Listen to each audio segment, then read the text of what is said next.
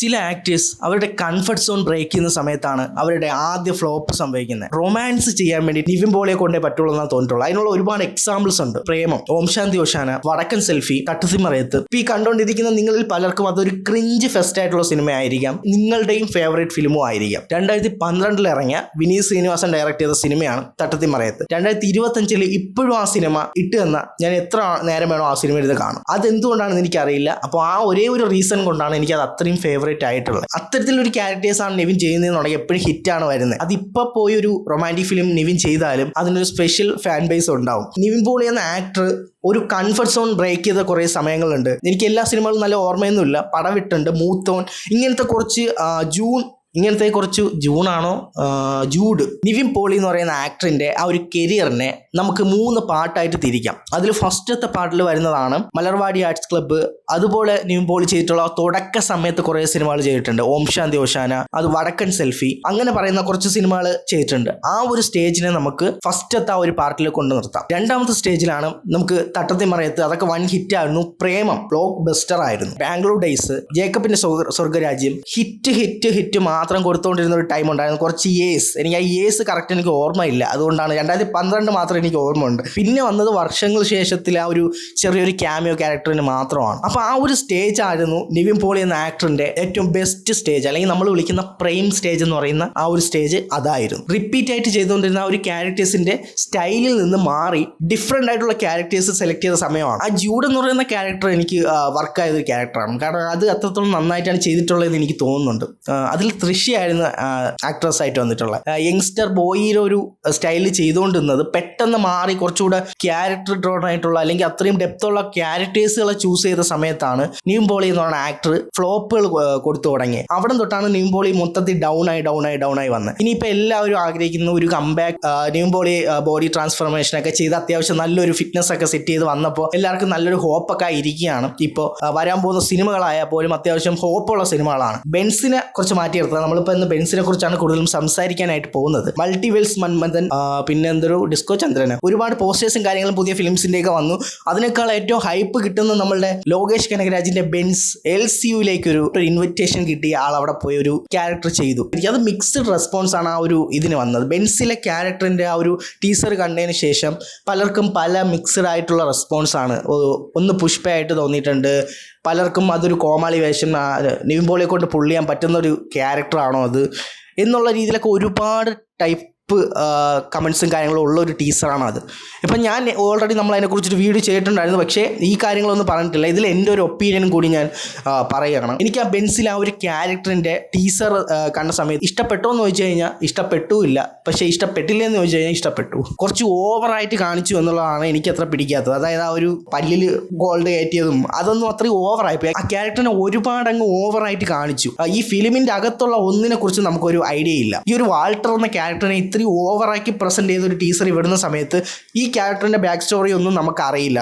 അപ്പോൾ നമ്മൾ ഓട്ടോമാറ്റിക്കലി ഈ ഒരു ആക്ടറിൻ്റെ അല്ലെങ്കിൽ ഈ ഒരു ആക്ടർ പെർഫോം ചെയ്ത അല്ലെങ്കിൽ ആ ഒരു ക്യാരക്ടറിൻ്റെ അപ്പിയറൻസ് വെച്ചിട്ട് നമ്മൾ കമ്പയർ ചെയ്യും, അല്ലെങ്കിൽ അത് വെച്ചിട്ട് നമ്മൾ വിലയിരുത്തും. ആ സിനിമയിൽ ഈ ക്യാരക്ടർ ഇങ്ങനെ ആയിരിക്കും എന്ന് നമ്മൾ വിലയിരുത്തും. അങ്ങനെ വിലയിരുത്തി കഴിയുമ്പോൾ എന്തായാലും ആ ഒരു കോലം അത്രയും ഓവറാണ്. ആ ഓവറായ ഒരു ലുക്ക് വെച്ചിട്ട് നമ്മൾ എന്തായാലും അതിനെ നെഗറ്റീവായിട്ട് മാത്രമേ പറയുള്ളൂ, അല്ലെങ്കിൽ നമുക്ക് ആർക്കും അത്ര ഇഷ്ടപ്പെടില്ല. പക്ഷേ നേരെ മറിച്ച് നിങ്ങൾ രണ്ടാമത്തെ രീതി ചിന്തിക്കുവാണെങ്കിൽ ഈ ബെൻസിലെ ലോറൻസിൻ്റെയും മറ്റേതെങ്കിലും കുറച്ച് ക്യാരക്ടേഴ്സിൻ്റെയൊക്കെ ലുക്കൊക്കെ റിവീലായിട്ട് കുറച്ച് ഓവറായിട്ടുള്ള ലുക്കുകളാണ്, അല്ലെങ്കിൽ കുറച്ച് ആക്ഷൻ, കുറച്ച് ബ്ലഡും ഒക്കെ ഉള്ള ഒരു ടൈപ്പ് ഓഫ് ലുക്കുകളൊക്കെ റിവീലായിട്ട് ബെൻസ് എന്ന ഈ ഒരു ക്യാരക്ടറിൻ്റെ ലുക്കാണ് ഈ ടീസറിലൂടെ നമ്മൾ കണ്ടതെങ്കിൽ ഒരുപക്ഷെ നമുക്ക് ചിലപ്പോൾ ഇത് ഇഷ്ടപ്പെട്ടേനെ. കാരണം എന്ന് വെച്ചാൽ ഓൾറെഡി നമുക്ക് ആ ഒരു സിനിമയുടെ ഫുൾ ടോൺ നമുക്കറിയാം. ഇനി മറ്റ് ക്യാരക്ടേഴ്സിൻ്റെ ടീസറും കാര്യങ്ങളും ഇപ്പം ബെൻസിൽ ലോറൻസിൻ്റെ ലുക്കായാലും മറ്റ് ആക്ടേഴ്സിൻ്റെയൊക്കെ ലുക്കുകൾ പുറത്തു വന്നാൽ മാത്രമേ ഈ ക്യാരക്ടർ എന്തുകൊണ്ട് ഇങ്ങനെയെന്നുള്ളത് നമുക്ക് ചിന്തിക്കാൻ പറ്റൂ. ചിലപ്പോൾ ഇതിനേക്കാൾ ബോറായിരിക്കാം ലോറൻസിൻ്റെ ലുക്ക്, ചിലപ്പോൾ ഇതിനേക്കാൾ ഏറ്റവും ബെറ്റർ ആയിരിക്കാം ലോറൻസിൻ്റെ ലുക്ക്. അപ്പോൾ ഈ രീതിയിൽ ഇതിനെ നമുക്ക് കമ്പയർ ചെയ്യാൻ ഒരിക്കലും പറ്റില്ല. അല്ലെങ്കിൽ ഒരു പോസ്റ്ററിൽ കൂടെ തന്നെ അങ്ങ് വിട്ടാലും മതിയായിരുന്നു. ഇത്രയും ഡീറ്റെയിൽ ആയിട്ട് നമുക്ക് കാണുന്ന രീതിയിൽ പുറത്ത് വിട്ടത് കൊണ്ടാണ് നമുക്ക് ഇത്രയും ഫീൽ ചെയ്തത്. അതുപോലെ തന്നെ ഇതിൻ്റെ മ്യൂസിക് പറയണം, അടിപൊളി. അതിൻ്റെ മ്യൂസിക് ചെയ്തിരിക്കുന്നത് ലോകേഷിൻ്റെ LCU യൂണിവേഴ്സിനകത്ത് അനിരുദ്ധാണ് ഫുൾ മ്യൂസിക് ചെയ്യുന്നത്. ഇപ്പുറത്ത് ചെയ്യുന്നത് സായ ബങ്കർ എന്ന് പറഞ്ഞ ആ ഒരു പുതിയ മ്യൂസീഷ്യനാണ്. ലോകേഷിൻ്റെ ബെൻസിൻ്റെ ഇതിലൊരു ഫസ്റ്റ് ആ ഒരു ടൈറ്റിൽ റിവീൽ ടീസറിനകത്ത് ഒരു കാര്യം പറഞ്ഞിട്ടുണ്ടായിരുന്നു. പുതിയൊരു യൂണിവേഴ്സിൽ നടക്കുന്ന ഒരു സ്റ്റോറിയാണ് ഈ ബെൻസിൻ്റെ എന്നുള്ളത് പറയുന്നുണ്ട്. അതായത് LCUൻ്റെ തന്നെ വേറൊരു യൂണിവേഴ്സാണ് ഇതെന്നുള്ള രീതിയിലാണ് അന്ന് ലോകേഷ് ആ ഒരു ടൈറ്റിൽ ടീസറിനകത്ത് പറഞ്ഞത്. അപ്പോൾ ഈ ഒരു യൂണിവേഴ്സിനകത്ത് മ്യൂസിക് ചെയ്യാൻ പോകുന്നത് ഈ സായി അഭയങ്കറും LCUവിനകത്ത് ചെയ്യുന്നത് അനിരുദ്ധുമായിരിക്കാം. അതെന്തുകൊണ്ടായിരിക്കും അങ്ങനെ ചൂസ് ചെയ്തതെന്ന് വെച്ചാൽ എനിക്ക് തോന്നുന്നു ഈ രണ്ട് യൂണിവേഴ്സും തമ്മിൽ ഒരു ഡിഫറൻറ്റ് ഫീല്, അല്ലെങ്കിൽ നമുക്ക് കണ്ടുകൊണ്ടിരിക്കുന്നവർക്ക് ആ രണ്ട് ഫീല് കിട്ടാൻ വേണ്ടിയിട്ടായിരിക്കാം. ചിലപ്പോൾ അനിരുദ്ധിനെ ഇതിലും ചെയ്ത് കഴിഞ്ഞാൽ സെയിം ടൈപ്പ് ഓഫ് BGM കാര്യങ്ങളൊക്കെ ഇതിനകത്തും വരും. ആ ഒരു അതിൻ്റെ എല്ലാ ഹൈപ്പും എല്ലാം ആ സെയിം രീതി ഉള്ള BGM ആയിരിക്കും ഇതിനകത്തും വരുന്നത്. അപ്പോൾ രണ്ടും തമ്മിൽ ഒരു സിമിലാരിറ്റി കിടക്കും എപ്പോഴും. പക്ഷേ ഇതൊരു പുതിയ ഡയറക്ടർ ആകുമ്പം അദ്ദേഹത്തിൻ്റേതായിട്ടുള്ള കുറച്ച് എലമെൻ്റൊക്കെ ആടിയിട്ടുള്ള BGMs ഒക്കെ അല്ലേ വരുന്നത്. അപ്പോൾ അത് ഈ പറയുന്ന രണ്ടാമത്തെ യൂണിവേഴ്സിൽ അത്തരത്തിലൊരു മ്യൂസിക് ഡയറക്ടറെ ചൂസ് ചെയ്തു. അങ്ങനെ സ്പ്ലിറ്റ് ചെയ്തത് പോലും ഇത് രണ്ട് യൂണിവേഴ്സായിട്ട് ഫീൽ ചെയ്യിപ്പിക്കാൻ വേണ്ടിയിട്ടും കൂടെ ആയിരിക്കാം.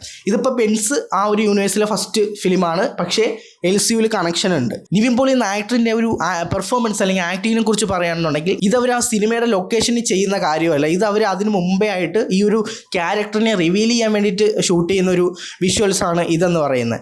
അപ്പോൾ ഇതിനകത്ത് നിവിൻ പോളി എന്ന ആക്ടർ പെർഫോം ചെയ്തിരിക്കുന്നത് അദ്ദേഹം വേറൊരു സെറ്റിൽ നിന്നൊക്കെ ഓടിച്ചെന്ന് ക്യുക്കായിട്ട് നമ്മൾ ചെയ്യുന്നൊരു പരിപാടിയില്ലേ, ആ പരിപാടിയാണ് ഇതിൽ ചെയ്തിരിക്കുന്നത്.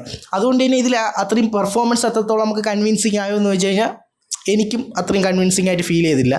പക്ഷേ ഇത് ഒരിക്കലും ഇത് വെച്ച് വിലയിരുത്തരുത് എന്നുള്ളത് മാത്രമേ എനിക്ക് പറയാനുള്ളൂ. കാരണം നമ്മളൊരു പ്രീ ടീസർ മുമ്പേ ഇറക്കുന്ന സമയത്ത് അതിൻ്റെ പെട്ടെന്ന് ഇറക്കി വിടാൻ വേണ്ടി മാത്രമാണ്. മുമ്പ് രാഘവ് ലോറൻസിൻ്റെ പെൻസിലെ ഒരു ക്യാരക്ടർ ഇത് വന്നല്ലോ, ഒരു പോസ്റ്റർ. ആ പോസ്റ്ററിനകത്ത് ഹെഡ് മാത്രം വെട്ടി വെച്ചിട്ടാണ് അവർ പുറത്ത് വിട്ടത്. അതായത് തല വെട്ടി വെച്ചിട്ട് ഒരു ക്യാരക്ടർ AIയിൽ ക്രിയേറ്റ് ചെയ്തതുപോലത്തെ ഒരു ഇമേജാണ് ആ ഒരു ആനിമേഷനകത്ത് കൊടുത്തിരിക്കുന്നത്. അന്നും കുറേ ട്രോളൊക്കെ അതിന് വന്നിട്ടുണ്ടായിരുന്നു. അപ്പോൾ അതേപോലെ ക്യുക്കായിട്ട് അവർ ക്രിയേറ്റ് ചെയ്തതാണ് ഈ ടീസറിൻ്റെ ഇതും. ഇനി അവർ സിനിമയിലേക്ക് വരുന്ന സമയത്ത് അത് അത്രയും പെർഫെക്ഷൻ ആയിട്ടായിരിക്കും അവർ ക്രിയേറ്റ് ചെയ്യുന്നത്. ഇപ്പം നിവിൻ പോളി ആയാൽ പോലും അതിൽ അത്രയും നന്നായിട്ട് ആക്ട് ചെയ്താൽ മാത്രമേ നമുക്കത് കൺവിൻസ് ആയിട്ട് വരുള്ളൂ.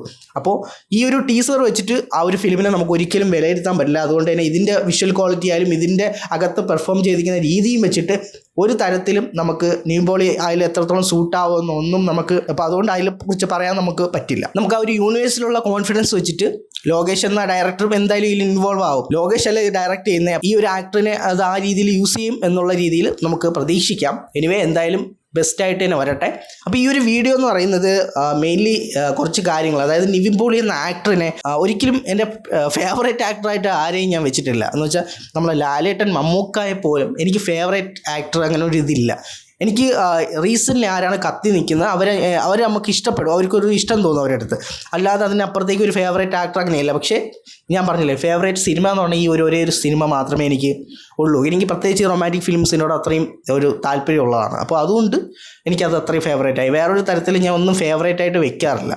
പലർക്കും പല ഇഷ്ടങ്ങളാണല്ലോ, പലർക്കും പല രീതികളാണ്. എനിക്കൊക്കെ എന്ന് വെച്ചാൽ ഈ ഫിലിംസ് കാണുന്ന സമയത്ത് നമുക്ക് രണ്ട് മൈൻഡാണ്. എന്ന് വെച്ചാൽ നമുക്കത് ആസ്വദിക്കാൻ പലപ്പോഴും പറ്റാറില്ല. എന്ന് വെച്ചാൽ നമ്മളതിൻ്റെ വിഷ്വൽ ബ്യൂട്ടി നോക്കിയിരിക്കും. എന്ന് വെച്ചാൽ അതിലെ ക്യാമറ സ്റ്റൈലായാലും അതിൻ്റെ കളർ ഗ്രേഡിങ് സ്റ്റൈലായാലും അതിൻ്റെ കട്ട്സ് ആയാലും അങ്ങനെ തുടങ്ങി ആ ഒരു സിനിമയുടെ വിഷ്വൽ ടെക്നിക്കായിട്ടുള്ള കാര്യങ്ങളെ മൊത്തം ഇങ്ങനെ നോക്കിയിരിക്കും. കാരണം അത് നമ്മൾക്ക് ഓൾറെഡി നമ്മളുടെ ബ്ലഡിൽ അലിഞ്ഞു പോയൊരു കാര്യമാണ്. ഈ എഡിറ്റിങ്ങും ഈ വിഷ്വൽ ക്രിയേഷൻ, കോണ്ടന്റ് ക്രിയേഷൻ, ഇങ്ങനത്തെ കുറേ കാര്യങ്ങളൊക്കെ ഉള്ളത് കൊണ്ട് തന്നെ നമുക്ക് ഈ ഫിലിമൊന്നും അത്രയും അങ്ങോട്ട് ആസ്വദിക്കാൻ പറ്റാറില്ല. അപ്പോൾ ഞാൻ ഈ ചാനലിൽ ഇങ്ങനത്തെ കുറേ കണ്ടൻസ് ചെയ്യുന്നത് പോലും ഞാൻ അങ്ങനെ കാണുന്ന സിനിമകളിൽ നിന്ന് പഠിക്കുന്ന കാര്യങ്ങളും ഞാൻ ഒബ്സർവ് ചെയ്യുന്ന കാര്യങ്ങളും ഒക്കെയാണ് നിങ്ങൾക്ക് ഞാൻ ഈ ഒരു ചാനലിലൂടെ പറഞ്ഞു തരുന്നത്. ഞാൻ റീസെൻ്റ്ലി ഇട്ടിട്ടുള്ള 2 വീഡിയോസ് ഞാൻ ഇവിടെ കൊടുത്തേക്കാം. എന്താണ് നിവിൻ പോളിയെക്കുറിച്ചുള്ള നിങ്ങളുടെ അഭിപ്രായം, അല്ലെങ്കിൽ നിവിൻ പോളി ബെൻസിൽ കംബാക്ക് അടിക്കുമോ, അല്ലെങ്കിൽ ഏതാണ് നിങ്ങൾ ഹോപ്പ് വെച്ചിട്ടുള്ള സിനിമ എന്നുള്ളത് നിങ്ങൾ കമൻറ്റ് ചെയ്യുക. ഒപ്പം ഈ ചാനൽ ഒന്ന് സബ്സ്ക്രൈബ് ചെയ്ത് ബെൽ നോട്ടിഫിക്കേഷൻ ഓൺ ചെയ്ത് ലൈക്ക് അടിച്ചിട്ടേക്കാം.